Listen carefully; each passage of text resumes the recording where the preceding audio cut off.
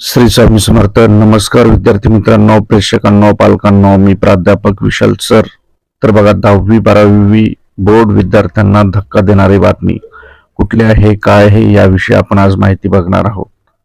तत्पूर्वी तुम्ही चॅनलवर नवीन असताल तर चॅनलला नक्की सबस्क्राईब करा. तुम्हाला या ठिकाणी 10वी-12वी बोर्डाच्या सर्व लेटेस्ट अपडेट्स मिळतील.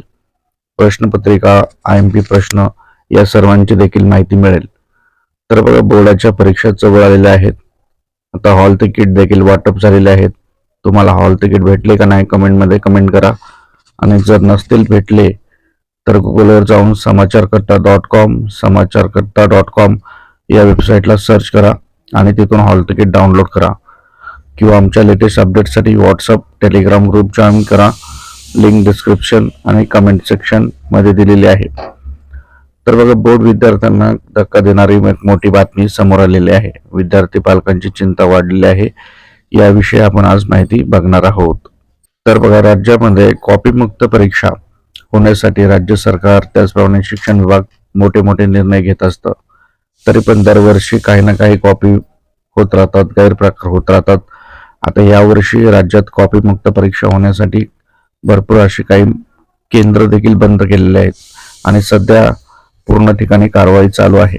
यात कोल्हापूर, कोकण 2 विभागातील एकही परीक्षा केंद्रावर कॉपी चालली नाहीये. उर्वरित जे केंद्र आहेत, पुणे, लातूर, छत्रपती संभाजीनगर, नागपूर, अमरावती, मुंबई, नाशिक, लातूर या विभागातील जिल्ह्यातील केंद्रावर कॉप्या भरपूर सापडलेल्या आहेत. म्हणून जवळपास या विभागातील 12वीचे 76 आणि 10वीचे 31 परीक्षा केंद्र रद्द करण्यात आलेले आहे. अशा प्रकारे माहिती ही मंडळाने दिलेली आहे. नेमके ती कोणते कोणते केंद्र आहेत आणि आता नंतर एक मोठा निर्णय घेतलेला आहे, तो पण मी तुम्हाला सांगणार आहे. व्हिडिओच्या पुढे जाण्याआधी बघता एक सेकंड लागतो. लाईक करा. भरपूर प्रेक्षकांनी लाईक केलेले, विद्यार्थ्यांनी लाईक केले, धन्यवाद. आणि तुम्हाला सर्वांना माहितीसाठी सांगतो, जर तुम्हाला नोट्स हवे असतील तर दिलेल्या नंबरवर संपर्क करा किंवा आपलं नाना फाउंडेशन ॲप डाउनलोड करा. त्या ठिकाणी तुम्हाला सर्व IMP प्रश्न, प्रश्नपत्रिका आणि बोर्डाचे सर्व आर्ट्स, कॉमर्स, सायन्स या सर्वांच्या प्रश्नपत्रिका मिळून कमी दिवसात तुम्ही चांगला अभ्यास करू शकतात. त्यामुळे लवकरात लवकर संपर्क करा आणि नाना फाउंडेशन ॲप डाउनलोड करा. तर आता बघा, यावर्षी काही सतर्क असे निर्णय घेतलेले आहेत की कॉप्या प्रकरण होऊ नयेत. जसं की तुम्ही कॉप्या प्रकरण टीव्हीवर ऐकले असतील, पेपर फुटी प्रकरण, कॉप्या पोहोचवणे. तर आता या सर्व विशेष पथक नेमण्यात आलेले आहेत आणि जवळपास राज्यात 271 भरारी पथके आहेत. याआधी एवढी पथके नव्हती. दुसरी गोष्ट, बोर्डाच्या अध्यक्षांची नियुक्ती बदली झालेली आहे. बोर्डाचे अध्यक्ष यावर्षी जे IAS अधिकारी आहेत त्यांची करण्यात आलेली आहे.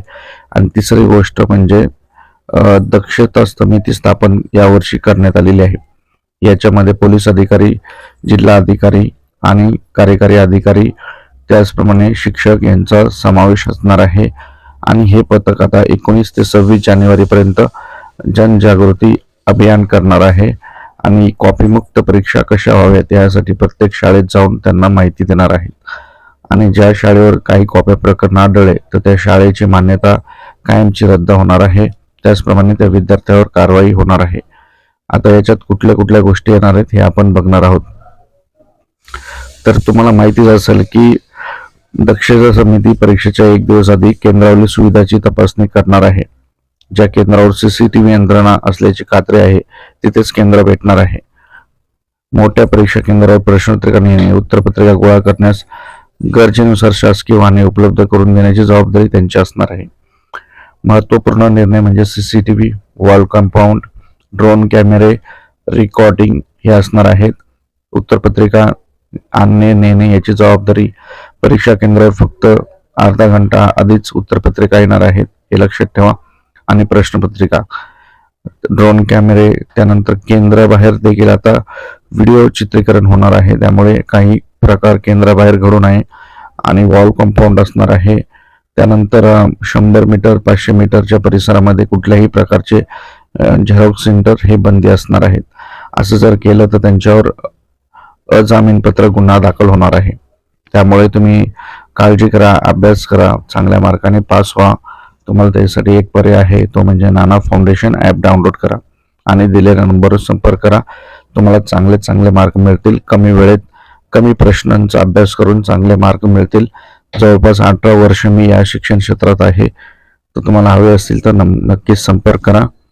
परत भेटूयात नवीन अपडेट सोबत. काळजी घ्या. स्वामी समर्थ.